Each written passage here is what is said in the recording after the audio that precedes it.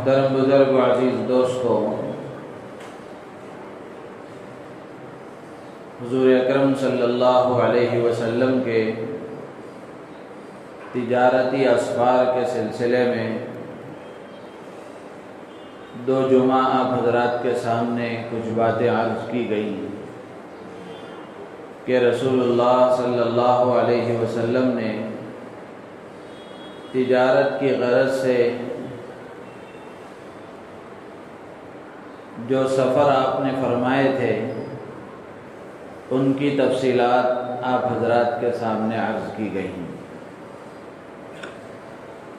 اس وقت یہ بات عرض کرنا ہے کہ رسول اللہ صلی اللہ علیہ وسلم بحیثیت ایک تاجر کے کن خوبیوں کے مالک تھے اور بحیثیت تاجر کے آپ کی اعلیٰ صفات کیا تھیں، اس سے متعلق کچھ باتیں اس جمعہ عرض کی جائیں گی۔ اللہ تعالیٰ سے دعا ہے اللہ تعالیٰ ہم تمام کو ان باتوں کو غور سے سننے اور سمجھنے اور اس کے مطابق عمل کرنے کی توفیق عطا فرمائے۔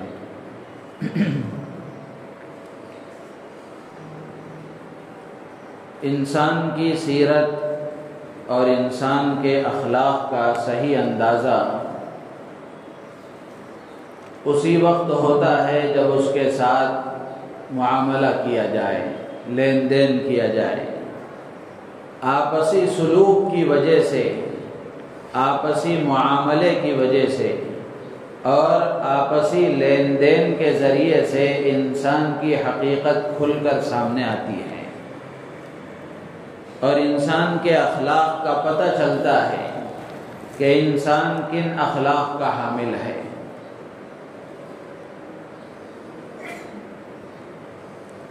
اور آپسی سلوک اور آپسی معاملے کا نام ہی اخلاق ہے۔ اللہ کے رسول علیہ السلام نے اس بات کی تعلیم دی ہے کہ مسلمان اپنے معاملات کو درست رکھیں، آپسی سلوک ان کا صحیح ہو، لین دین میں معاملات میں صفائی ہو، سچائی ہو، صداقت ہو، امانت داری ہو، دیانت داری ہو، اس کا لحاظ رکھا جائے۔ اور خود پیغمبر عالم جناب محمد رسول اللہ صلی اللہ تعالی علیہ وسلم معاملات میں اتنے کھرے اور پکے اور سچے تھے کہ اپنوں نے تو اپنوں نے، غیروں نے بھی اس کی گواہی دی۔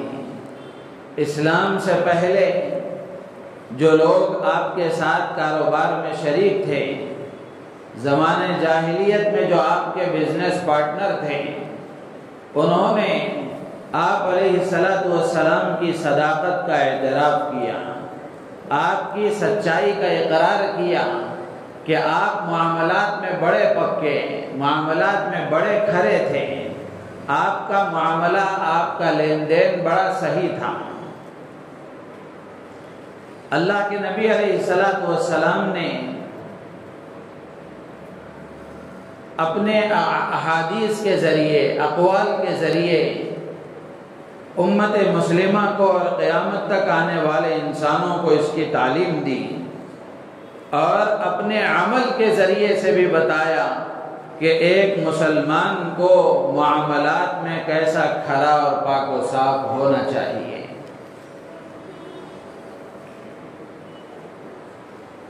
مکے کے جو قریش تھے، ان کو حضور اکرم صلی اللہ علیہ وسلم سے جو بغض، عناد، عداوت، دشمنی،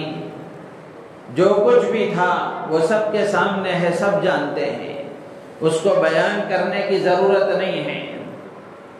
کہ مکے کے قریش کو اللہ کے نبی علیہ السلام کے ساتھ جو بغض اور عناد تھا وہ سب کے سامنے واضح ہے، محتاج بیان نہیں ہے۔ لیکن یہ بھی حقیقت ہے کہ ان قریش کو جب اپنی بڑی سے بڑی کوئی چیز اس کی حفاظت کرنی ہوتی، اپنی بڑی سی بڑی دولت کو کہیں محفوظ جگہ پر رکھنا ہوتا تو وہ سرکار دو عالم صلی اللہ علیہ وسلم کی خدمت میں لا کر امانت کے طور پر رکھوایا کرتے تھے۔ ایک طرف آپ سے عداوت ہے، آپ سے دشمنی ہے، آپ سے بغض ہے، عناد ہے، لیکن اس کے باوجود ان کو یقین ہے اس بات کا اور بار بار کا تجربہ ہے، اور آپ علیہ الصلوۃ والسلام نے اپنے معاملات کے ذریعے سے اور اپنے 25 سال کی زندگی کے ذریعے سے ان کو یہ بتایا تھا اور یہ سمجھایا تھا، یہ دکھایا تھا کہ معاملات آپ کے بڑے درست ہیں، آپ سچے ہیں، امانت دار ہیں، دیانت دار ہیں، جس کی وجہ سے باوجود یہ کہ آپ سے بغض اور عداوت ہے، باوجود یہ کہ آپ سے دشمنی اور حسد اور جلن ہے، لیکن اپنی امانتوں کی حفاظت اگر کہیں ہو سکتی ہے تو ان کو بھی یقین تھا اس بات کا کہ یہ نبی رحمت صلی اللہ تعالی علیہ وسلم کے پاس ہی ہو سکتی ہے۔ اس لیے اپنی بڑی سی بڑی دولتیں لا کر حفاظت کے لیے بطور امانت کے اللہ کے نبی علیہ الصلوۃ والسلام کے پاس رکھا کرتے تھے۔ تو یہ اللہ کے نبی علیہ الصلوۃ والسلام کے اعلیٰ اخلاق اور اللہ کے نبی علیہ الصلوۃ والسلام کے معاملات کا حال تھا۔ ایک طرف اللہ کے نبی علیہ الصلوۃ والسلام کے معاملات ہیں اور اللہ کے نبی علیہ الصلوۃ والسلام کے لین دین کا حال ہے، اور ایک طرف ہم ان کے نام لیوا، ہم ان کا کلمہ پڑھنے والے، ان سے محبت کا دعویٰ کرنے والے اور اپنے آپ کو ان کا عاشق بتانے والے، ہم اپنی زندگیوں کو دیکھیں اور اپنے معاملات کو دیکھیں کہ ہمارے معاملات کا کیا حال ہے۔ میرے عزیز و دوست و بزرگوں، ضرورت اس بات کی ہے کہ نبی رحمت صلی اللہ علیہ وسلم کی سچی غلامی اختیار کی جائے اور اپنے آپ کو سچا غلام، وفادار امتی بنانے کی ہر آدمی کو کوشش کرنی چاہیے، اور سچا غلام، وفادار امتی اللہ کے نبی کا ایک مسلمان اسی وقت بن سکتا ہے جب وہ اللہ کے نبی علیہ الصلوۃ والسلام کے بتائے ہوئے اور آپ کے دکھائے ہوئے راستے کے مطابق زندگی گزارے، آپ کی سنتوں کے مطابق زندگی گزارے، آپ کے بتائے ہوئے طریقوں کے مطابق زندگی گزارے۔ جب سنتوں کی بات آتی ہے تو ہم یہ سمجھتے ہیں کہ صرف کھانے پینے، جاگنے، اٹھنے بیٹھنے کی سنتیں ہیں، نہیں، بلکہ زندگی کے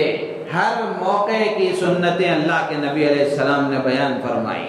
تجارت ہے تو تجارت کی سنتیں ہیں، زراعت ہے تو زراعت کے احکام اللہ کے نبی نے بیان فرمائے، ملازمت ہے، مزدوری ہے، اجرت پر کوئی کام کر رہا ہے، اللہ کے نبی علیہ الصلوۃ والسلام نے اس کی سنتیں بھی بیان فرمائی ہیں۔ تو اس لیے ہم میں سے ہر ایک کو اس بات کا عہد کرنا ہے، ہم میں سے ہر ایک کو یہ بات طے کرنی ہے کہ ہم اللہ کے نبی علیہ الصلوۃ والسلام کے سچے غلام بنیں گے، آپ کے وفادار امتی بن کر زندگی گزاریں گے۔ اس کے لیے ہر ایک کو اللہ کے نبی علیہ الصلوۃ والسلام کے بتائے ہوئے طریقے کے مطابق زندگی گزارنا ہوگا۔ تو اللہ کے نبی علیہ الصلوۃ والسلام کے معاملات بڑے صاف تھے، بڑے پاک و صاف تھے، آپ معاملات میں بڑے کھرے تھے، اتنے آپ معاملات میں پاک و صاف تھے کہ آپ کے کردار سے، آپ کے گفتار سے، آپ کی بات سے، آپ کے چہرے سے آپ کی امانت داری، آپ کی صداقت، آپ کی سچائی کا اندازہ سامنے والے کو ہو جاتا تھا۔ کتابوں میں واقعات لکھے ہیں، ایک مرتبہ مدینہ منورہ کے باہر ایک قافلہ چھوٹا سا آیا ہوا تھا، وہاں رکا ہوا تھا، ان کے پاس ایک لال رنگ کا اونٹ تھا، اور اتفاقاً ایسا ہوا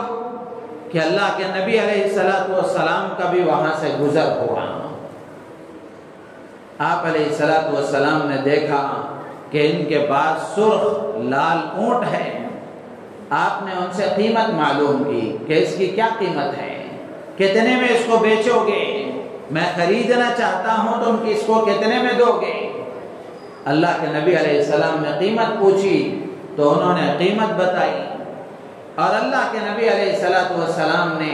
بغیر کسی کمی بیشی کرائے کہ آپ نے اس قیمت کو منظور کر لیا۔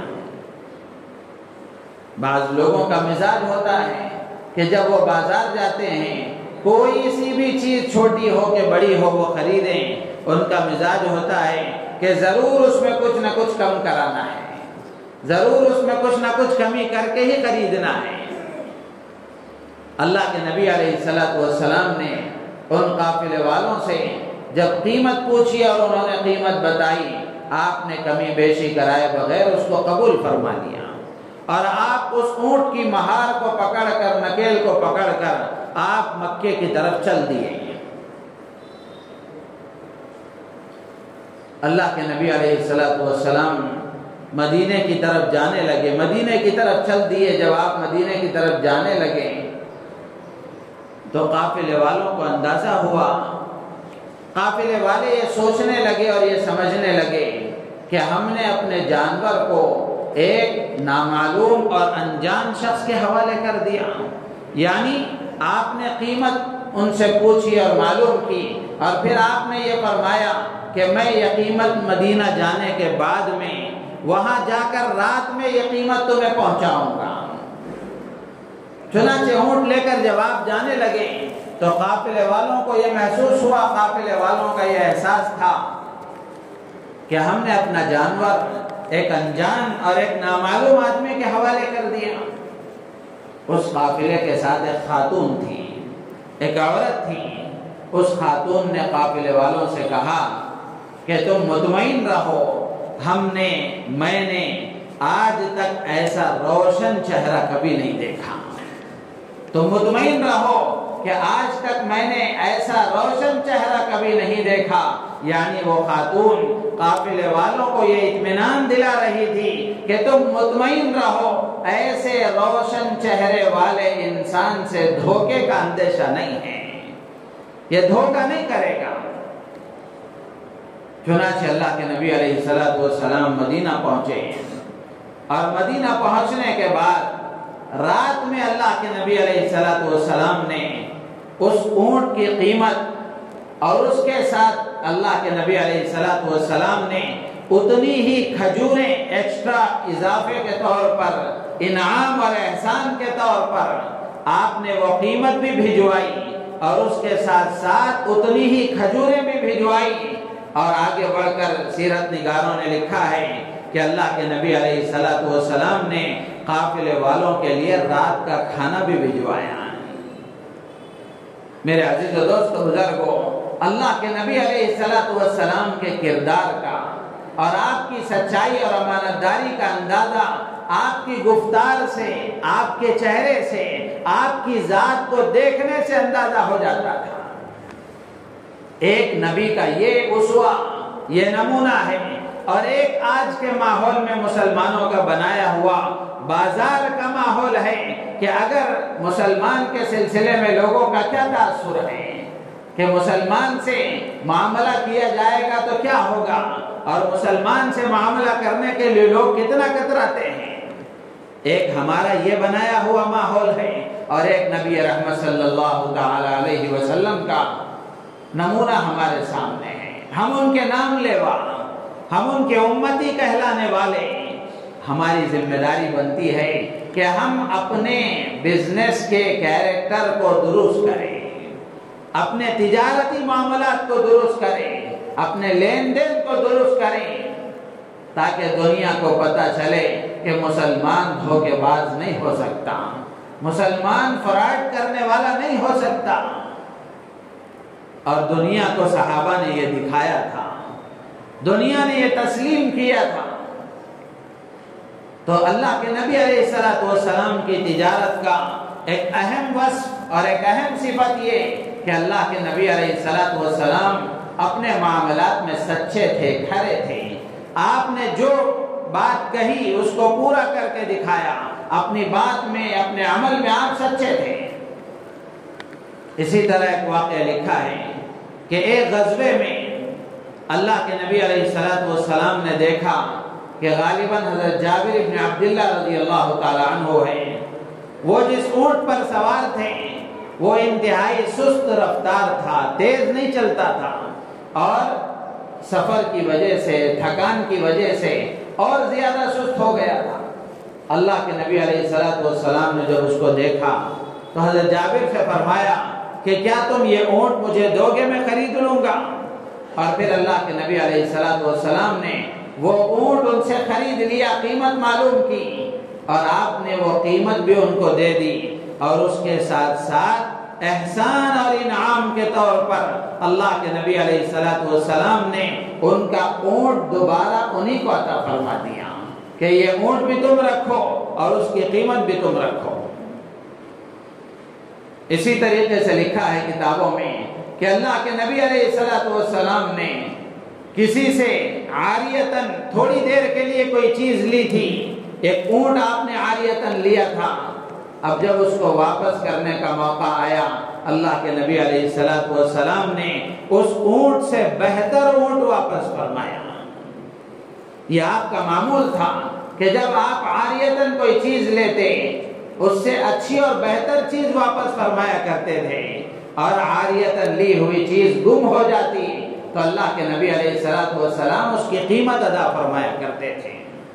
تو میرے عزیز و دوست و بزرگوں، یہ اللہ کے نبی علیہ السلام کا تجارت میں ایک اعلیٰ وصف ہے اور تجارت میں ایک عمدہ صفت ہے کہ سچائی تاجر کے اندر ہونی چاہیے، اور معاملات کی صفائی کے لیے، معاملات میں سچائی کے لیے، اس کے تقاضے کو پورا کرنے کے لیے اتنی بات کافی تھی کہ آپ نے جو معاملہ جتنے میں کیا تھا، جس سے جو چیز لی تھی وہی چیز اس کو واپس کر دی جاتی، جتنا معاملہ جتنے میں آپ نے کیا تھا اتنے پیسے دے دیے جاتے، اتنے میں معاملہ ہو جاتا، معاملے کی صفائی اور سچائی ہو جاتی۔ لیکن اللہ کے نبی علیہ السلام نے اس تجارت کو، اللہ کے نبی علیہ السلام نے صدق و صفائی سے اوپر اٹھ کر آپ نے حسن معاملے تک پہنچایا، انعام اور احسان تک پہنچایا کہ آدمی معاملات کی سچائی اور صفائی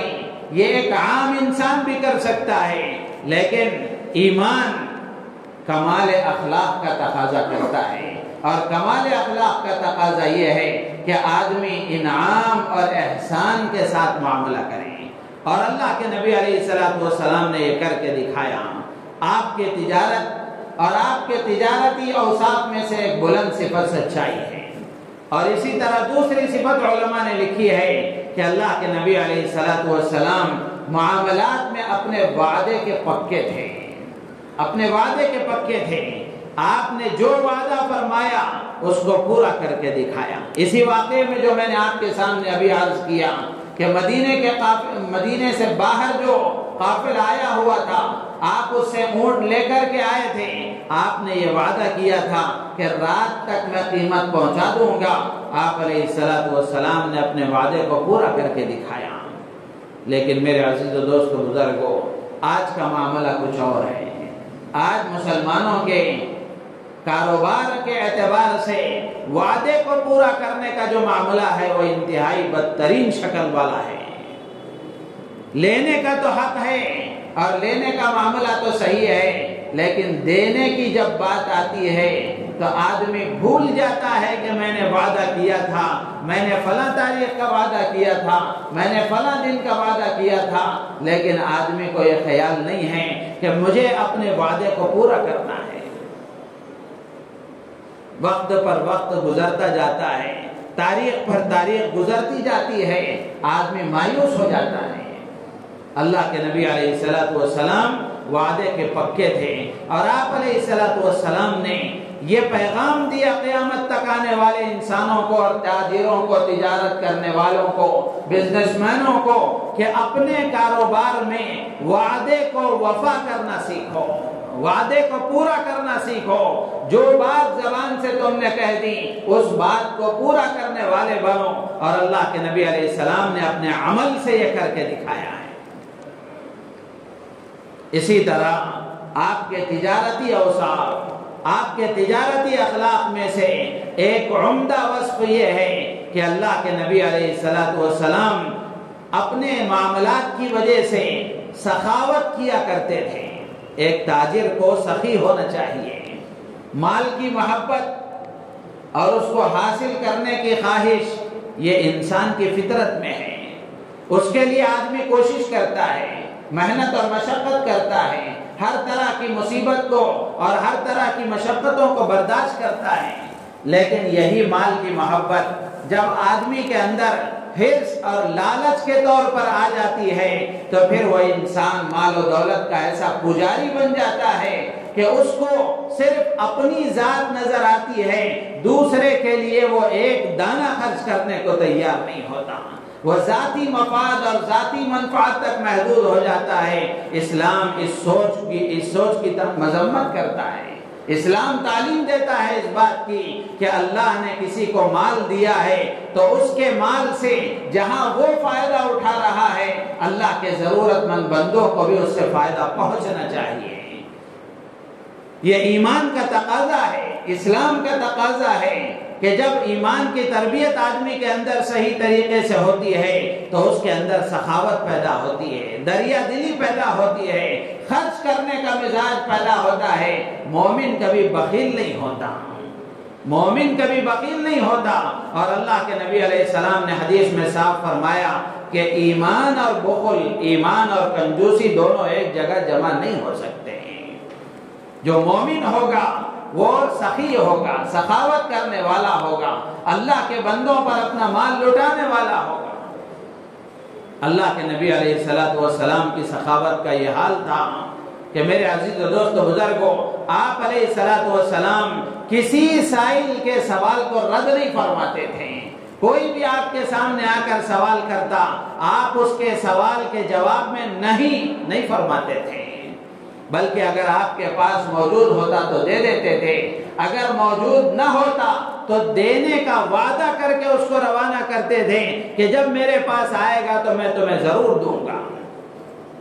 اسی کا نتیجہ ہے کہ اللہ کے نبی علیہ السلام کے سامنے کوئی سوال کرنے میں ہچکچاتا نہیں تھا،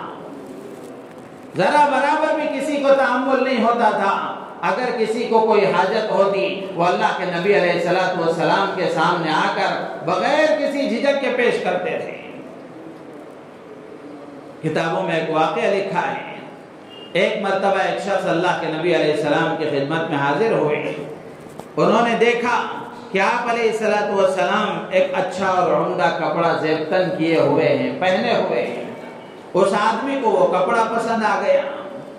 اس نے اللہ کے نبی علیہ السلام سے اس کپڑے کا سوال کر لیا تو اللہ کے نبی علیہ السلام نے وہ کپڑا اس کو دے دیا اور خود کو پرانا کپڑا پہن لیا۔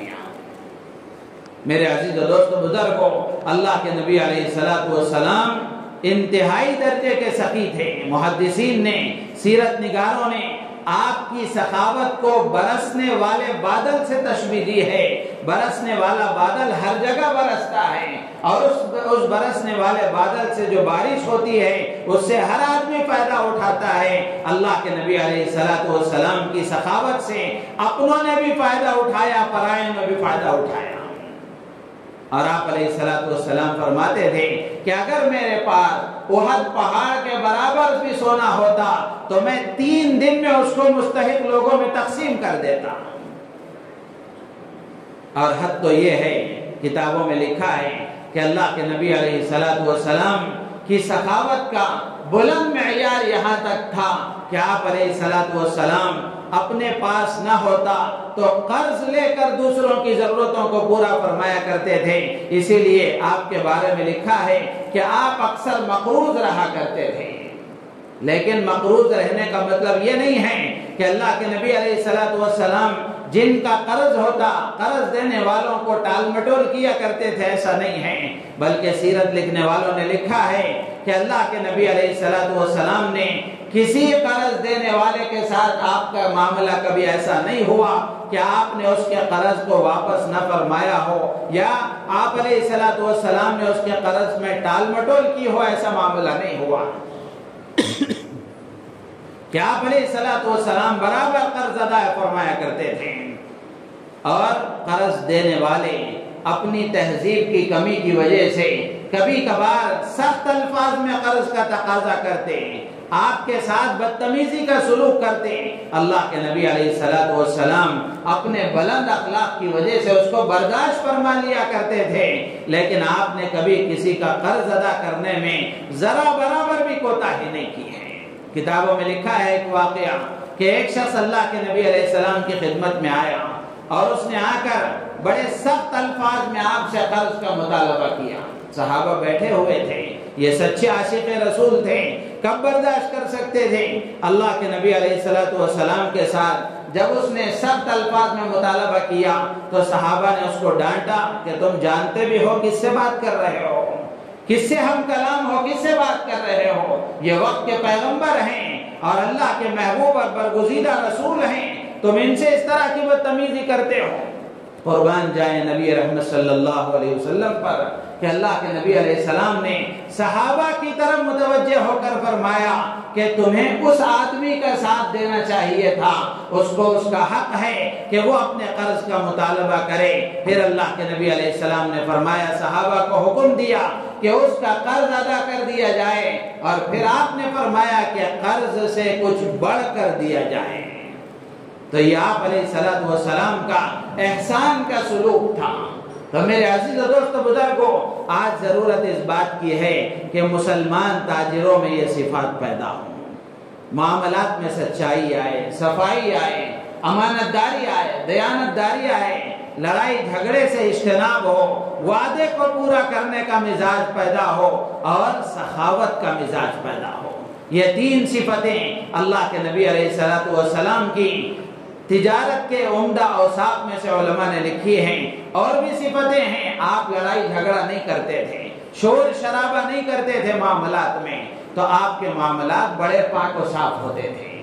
ایک مسلمان تاجر کو کیسا ہونا چاہیے، ایک مسلمان تاجر کی کیا صفات ہونی چاہیے، علماء نے اس کو بھی بڑی تفصیل کے ساتھ بیان فرمایا ہے۔ اگلی جمعہ وہ باتیں عرض کی جائیں گی۔ اللہ تعالیٰ سے دعا ہے اللہ تعالیٰ ہم سب کو ان باتوں پر عمل کی توفیق عطا فرمائے، ہماری نیتوں میں اخلاص پیدا فرمائے۔ آمین۔ وآخر دعوانا الحمدللہ۔